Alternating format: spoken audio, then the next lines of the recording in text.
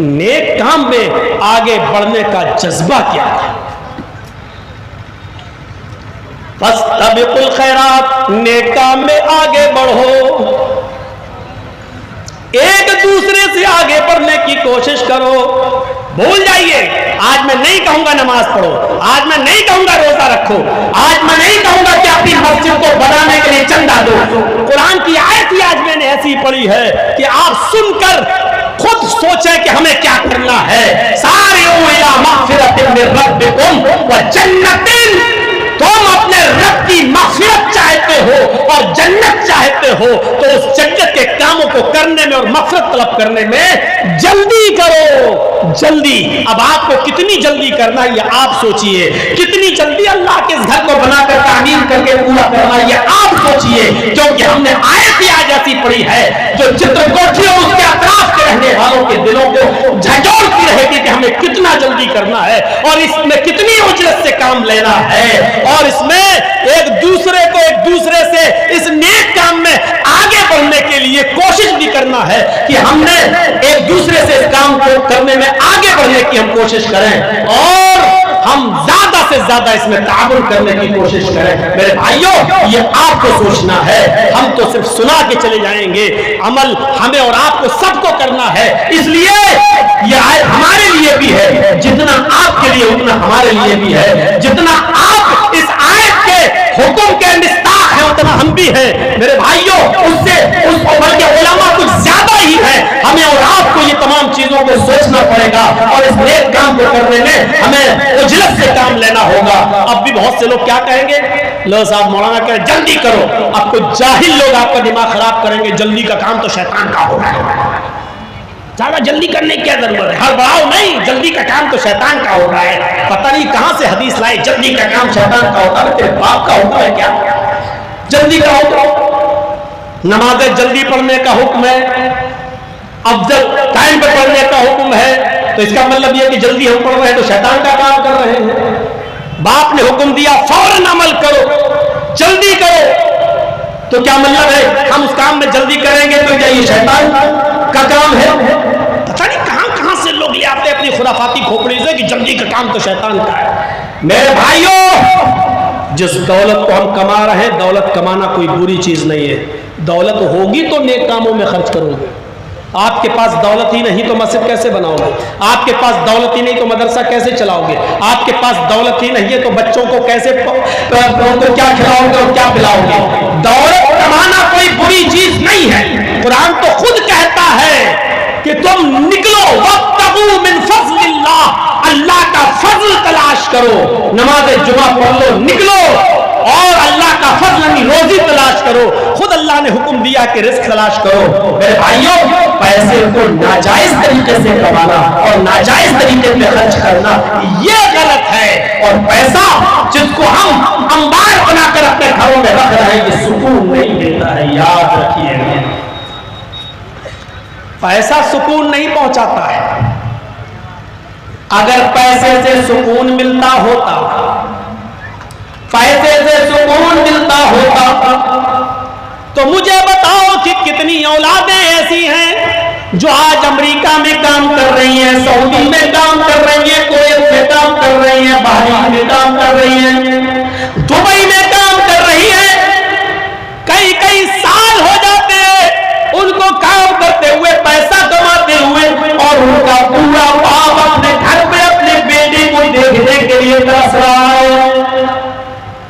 हालांकि इसी बाप के लिए अपनी बीवी और बच्चों के खातिर वो पैसा कमाने के लिए गया है, जरिए माश के लिए गया है, लेकिन बूढ़ा बाप चाहता है कि मेरे बेटे तू 2 रुपए नहीं कमा, तू 50 पैसे ही कमा, लेकिन मेरी आंखों के सामने रहकर कमा। मेरे बेटे तुम अपने बीवी बच्चों को 2 रोटी मत खिलाओ, आधी रोटी खिलाओ, लेकिन उनके साथ रहकर मेरे भाइयों जरा तसव्वुर करो और गौर करो कितने माँ बाप ऐसे हैं जिन्होंने अपनी औलाद की शक्लें नहीं देखी और कितनी औलादें ऐसी हैं जो पैसा कमाने में इंडिया छोड़कर विदेशों में काम कर रहे हैं। पैसा तो उन्होंने कमा लिया, लेकिन कितनी औलाद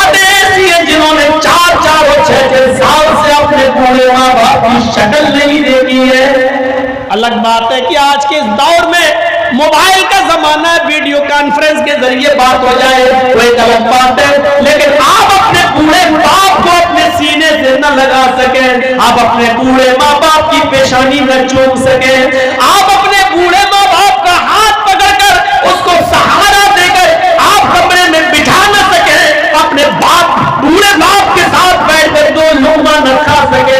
पैसा तो कमाया लेकिन इस दौलत ने आपको सुकून नहीं दिया। और कितने माँ बाप ऐसे हैं, कितने वालिदैन ऐसे हैं मेरे भाइयों कि जिनकी औलादें पैसा कमा रही हैं, जिनकी औलादें पैसा कमा रही हैं, लेकिन वो इस दुनिया से रुखसत हो गए, इस दुनिया से चले गए।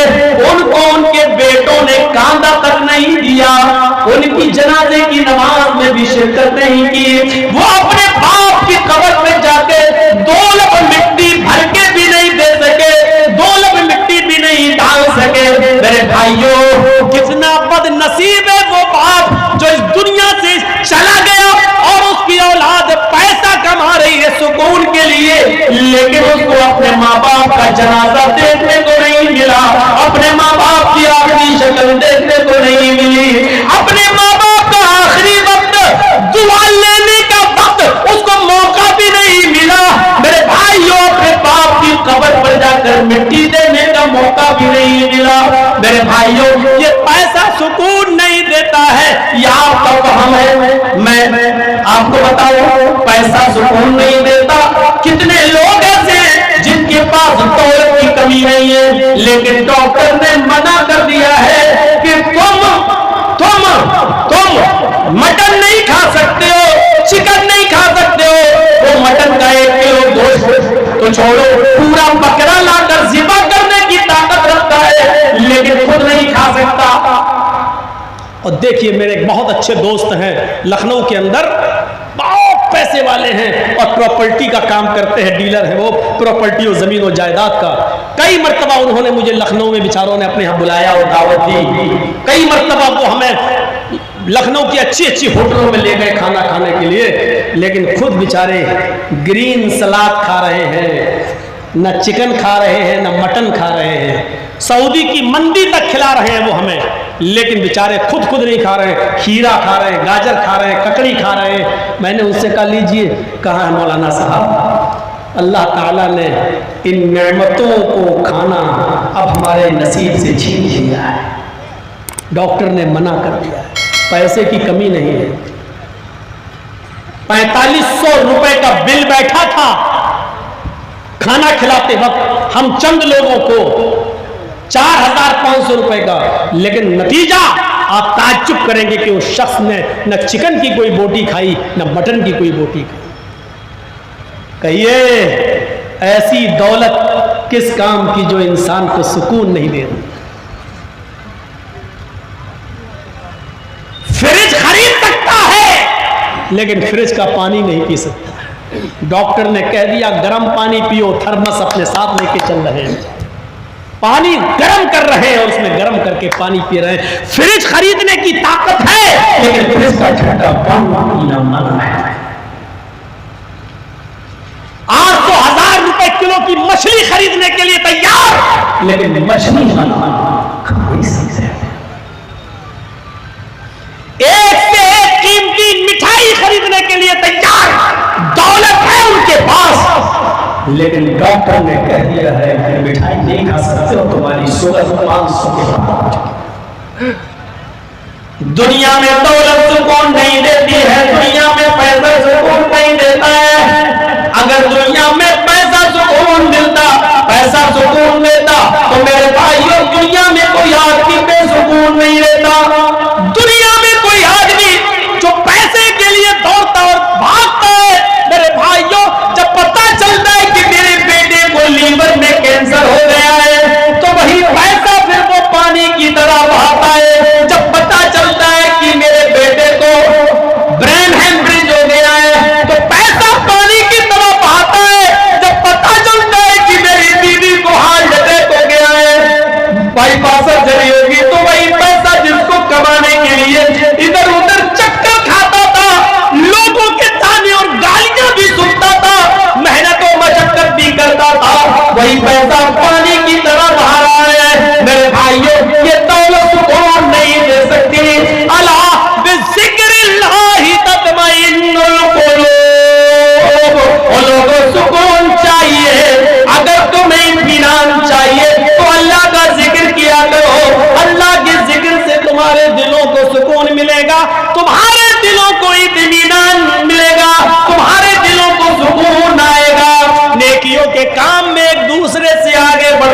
कोशिश करो।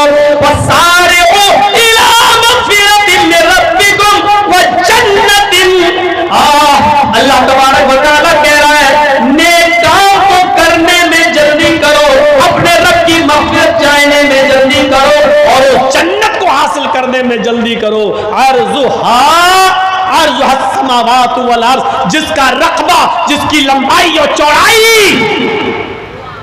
जमीन और आसमान के बराबर, जन्नत में सबसे कम जगह जिसको मिलेगी, सबसे कम जमीन का टुकड़ा, यानी दुनिया में कोई तो ऐसा होगा, दुनिया में कोई तो ऐसा होगा जिसने सबसे कम नेकियां की होंगी, जिसने सबसे कम नेकियां की होंगी, दुनिया में कोई तो ऐसा होगा लेकिन उसको जन्नत मिल जाए।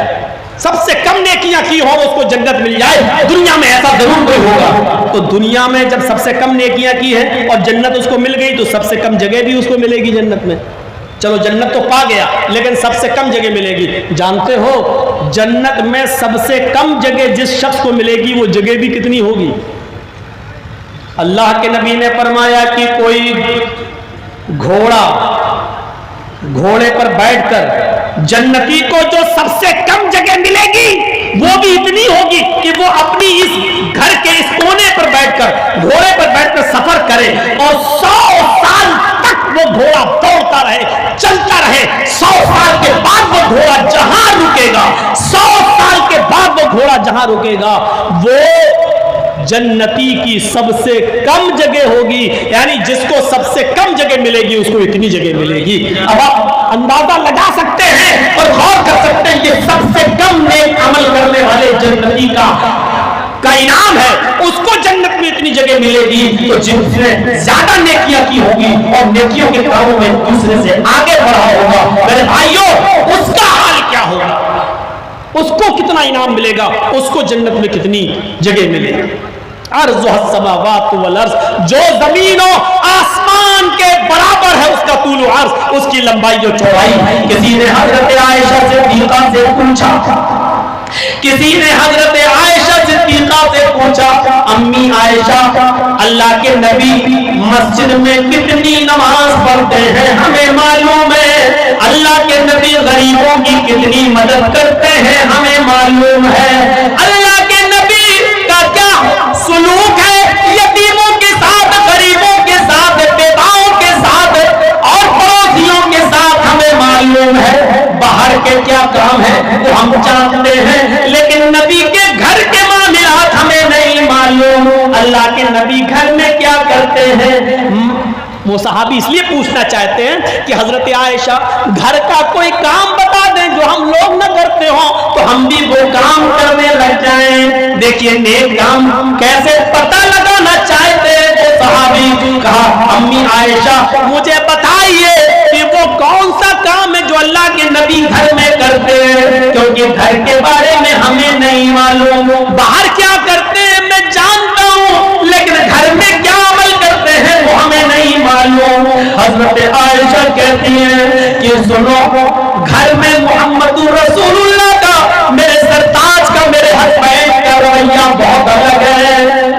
मैं रोटी बनाने के लिए जब जाती हूँ और अल्लाह के नबी फरमाते हैं कि मुझे रोटी बना दो, खाना बना दो, तो अल्लाह के नबी सल्लल्लाहु अलैहि वसल्लम आटा गूंथ देते, मैं रोटी बना देती हूँ। मैं देखती हूँ कि मुझे काम है घर में, तो अल्लाह के नबी खुद अपने घर में कपड़े अपने हाथ से धुलिया करते हैं, जूता अपने हाथ से मरम्मत कर लेते हैं, जूता अपने हाथ से सिल लेते हैं, कपड़े अपने हाथ से धुल लेते हैं। रोटी मैं बनाती हूँ तो आटा अपने हाथ से गूंथ लेते हैं। मेरे घर के कामों में अल्लाह के नबी बहुत हाथ बटाते हैं, यहाँ तक कि कभी मैं रोटी बना रही होती तो झाड़ू उठाकर घर की सफाई भी अल्लाह के नबी कर देते हैं। आए लोगों ये घर का हाल है, मेरे नबी की घर का हाल ये है। मेरे नबी मेरे घर में मेरे कामों में मदद करते हैं। अब सुनिए घर का हाल एक और बताती हैं कि लोगों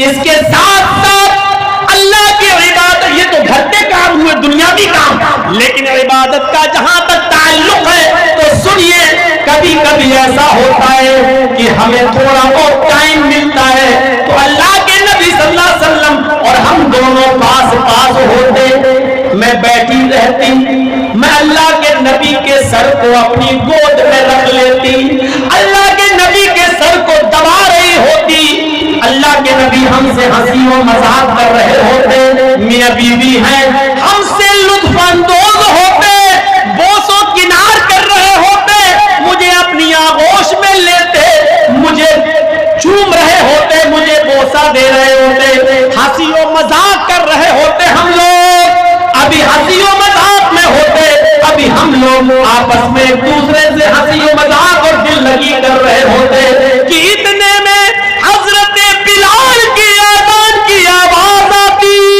اللہ اکبر اللہ اکبر، جیسے حضرت بلال کے اذان کی آواز اللہ کے رسول کے کان میں جاتی، اللہ کا نام سنتے فوراً مجھے دھکا دے دیتے، فوراً میری گود سے اٹھ جاتے، میں پکڑنے کی کوشش کرتی، اتنی جلدی کیا ہے، ابھی تو اذان ہو رہی ہے، اذان ختم ہو جانے دیجیے، اللہ کے نبی اذان کے ختم ہو جانے کا بھی انتظار نہیں کرتے، فوراً مجھے دھکا دیتے، مجھ سے الگ ہو جاتے، میں دیکھتی فوراً کنویں کی طرف پڑتے، پانی کھینچتے، وضو بناتے اور نفل پڑھنے لگتے، سنت پڑھنے لگتے، تحیۃ الوضو پڑھنے لگتے اور پھر حجرے سے نکل کر مسجد کی طرف جاتے، جب وہ مجھے الگ کرتے، مجھے دھکا دیتے، اس وقت سے لے کر نماز ہو جانے تک وہ میری طرف پلٹ کر نہیں دیکھتے، میری طرف نظر ہی نہیں ڈالتے، کعبے کے رب کی قسم ایسا لگتا جیسے محمد رسول اللہ ہم سے ناراض ہے، ایسا لگتا جیسے مہینے ہو گئے ہم سے بات نہیں کی ہے، یعنی پیار کر رہے ہوتے، محبت کر رہے ہوتے، بوس و کنار کر رہے ہوتے، دل لگی کر رہے ہوتے، ہنسی مذاق کر رہے ہوتے، میرا حق مجھے دیتے، لیکن اللہ اکبر کی آواز سنتے، اذان کی آواز آتی، مجھے چھوڑ دیتے، فراموش کر دیتے اور ایسا لگتا جیسے مجھے جانتے ہی نہیں، یعنی پھر نیک کام کرنے میں عبادت کے لیے اتنی جلدی کرتے کہ پھر مجھے بھول جاتے، سارے اولا مغفرت من ربکم، اپنے رب کی مغفرت کی طرف جلدی بڑھو، اپنے رب کی مغفرت کی طرف اور جنت کی طرف جلدی کرو۔ اس واقعے سے ہمیں اور آپ کو سیکھ لینی چاہیے، اس واقعے سے ہمیں اور آپ کو پتہ لگانا چاہیے، احساس کرنا چاہیے کہ اپنی بیوی کو حق تو دے رہے ہیں، اپنی بیوی کو ٹائم تو دے رہے ہیں، اپنے بیوی بچوں کی گھر میں وقت تو گزار رہے ہیں، لیکن اذان کی آواز آئی تو فوراً چھوڑ دیا اپنی بیوی بچوں کو گھر کو اور مسجد کی طرف نکل گئے۔ آپ اندازہ لگائیں گے اس کو کہتے ہیں نیک عمل میں جلدی کرنا۔ اس جلدی کرنے کو ہمیں اور آپ کو سوچنا چاہیے، یہ تھا نیک عمل میں جلدی کرنا۔ غزوہ احد سنا ہے نا، احد کی لڑائی، غزوہ احد میں کافروں کی تعداد زیادہ تھی اور مسلمانوں کی تعداد کم تھی، جنگ چل رہی تھی، خونریز معرکہ ہو رہا تھا، مسلمانوں کی تعداد بہت کم تھی، کافروں کی تعداد بہت زیادہ تھی۔ اس میں ایک مرحلہ ایسا بھی آیا کہ صحابہ کرام کو شکست بھی ہوئی، 70 صحابہ شہید بھی کر دیے گئے۔ ایک موقع ایسا بھی آیا، اسی غزوے کے اندر ایک اعرابی آتا ہے، ایک دیہاتی آتا ہے، آؤ میں تمہیں اس دیہاتی کا منظر بتاتا ہوں، آؤ میں تمہیں اس اعرابی کا منظر سناتا ہوں۔ غزوہ احد کے اندر وہ اعرابی آیا، اس کے ہاتھ میں کھجور کا ایک گچھا تھا، اس میں کچی کھجوریں تھی، پکی کھجوریں تھی، وہ کھجور کھاتا جا رہا تھا اور اللہ کے نبی کے پاس آیا، کہنے لگا اللہ کے نبی میں بھی اسلام لایا ہوں لیکن دیہاتی ہوں، اعرابی ہوں، زیادہ دن آپ کی صحبت میں نہیں رہا، اس لیے اسلام کے بارے میں زیادہ نہیں جانتا۔ کھجور کھاتا جا رہا اور بات کرتا جا رہا ہے۔ اللہ کے نبی نے کہا کیا جاننا چاہتے ہو؟ کہا یہ کیا ہو رہا ہے؟ آپ نے فرمایا غزوہ ہو رہا ہے، جنگ ہو رہا ہے۔ فرمایا اس غزوے میں کیا ہے؟ فرمایا تلوار لے کر لڑنا پڑ کرتا ہے اگر تم نے کافر کو مار دیا تو غازی کہلاؤ گے, زندہ بچ گئے تو غازی کہلاؤ گے. کہا اگر اس نے مجھے مار دیا, فرمایا تو تم شہید کہلاؤ گے. کہا اگر شہید ہو جاؤں تو پھر مجھے کیا ملے گا؟ اللہ کے نبی نے فرمایا جنت. جنت جانتا تھا, جنت کے بارے میں سن رکھا تھا. کہنے لگا اے اللہ کے نبی اگر میں اس غزوے میں شہید ہو گیا, تلوار چلانے لگا, اگر میں زندہ بچ گیا تو غازی کہلاؤں گا. فرمایا ہاں, اور اگر لڑتے لڑتے میں مارا جاؤں تو شہید ہو جاؤں گا. فرمایا ہاں, شہید ہو جانے کے بعد ہم کو جنت فوراً مل جائے گی. فرمایا ہاں. اس نے کہا جب جنت ہی لینا ہے تو پھر ان کھجوروں کو کھانے میں اپنا ٹائم کیوں لگاؤں, ان کھجوروں کو کھانے میں اپنا وقت کیوں برباد کروں. اس نے کھجوروں کا پورا گچھا ہی پھینک دیا, کھجور زمین پر ڈال دیے, تلوار میان سے نکالی اور میدان جنگ میں کود گیا. اتنا لڑا کہ لڑتے لڑتے اس نے کئی کافروں کو مارا, لیکن ایک کافر کی تلوار اس کی گردن پر بھی چل گئی اور یہ بھی میدان جنگ میں قتل کر دیا گیا, شہید ہو گیا. میرے بھائیوں, میدان جنگ میں یہ شہید تو ہو گیا, لیکن توجہ کیجئے, غور کیجئے گا اس نے کیا کہا, اے اللہ کے نبی شہید ہو جاؤں گا تو کیا ملے گا؟ آپ نے کہا جنت. تو اس نے کیا کہا, جنت ہی ملنا ہے شہادت کے بعد تو کھجور کھانے میں اپنا وقت برباد کیوں کروں؟ کیونکہ قرآن نے کہا ہے جنت کو حاصل کرنے کے لیے جلدی کرو, اس کو پانے کے لیے جلدی کرو. تو کیوں نہ میں یہ انگور پھینک دوں, اس کو کھاؤں گا تو وقت لگے گا, ٹائم لگے گا. اس نے پیٹ بھر کے کھجور بھی نہیں کھایا اور اس نے کھجوروں کا گچھا ہی پھینک دیا اور نکل گیا میدان جنگ میں. لڑتے لڑتے میدان جنگ میں شہید کر دیا گیا. میرے بھائیوں, حصول جنت کے لیے اس نے اتنی جلدی کی کہ پیٹ بھر کے کھجور بھی نہیں کھائے, کھجور پھینک دیے. اب قرآن کی آیت پر عمل کرنے والے صحابہ کی زندگی پر نظر ڈالو. سارے